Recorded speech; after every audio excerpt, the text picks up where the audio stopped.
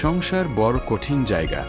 পথের পাঁচালীতে সর্বজয়া চরিত্রটি আমাদের দেখায় অভাবের সাথে লড়াই করে কিভাবে একজন মা তার সন্তানদের আগলে রাখে।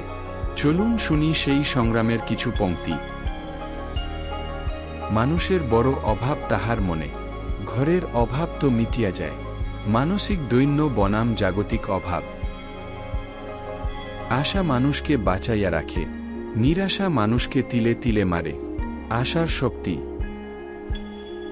মাঝে মাঝে মনে হয় অভাবই বোধহয় মানুষের জীবনের সবচেয়ে বড় শিক্ষক। বাস্তব শিক্ষা। সর্বজয়ার চোখে স্বপ্ন ছিল, কিন্তু সেই স্বপ্ন ধুলোয় মিশে গিয়েছিল নিশ্চিন্দিপুরের কাদাজলে। স্বপ্নভঙ্গের বেদনা।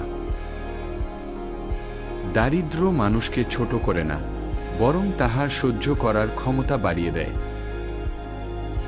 সর্বজয়া কেবল একজন মা নন, তিনি বাংলার হাজারো সংগ্রামী নারীর প্রতিনিধি।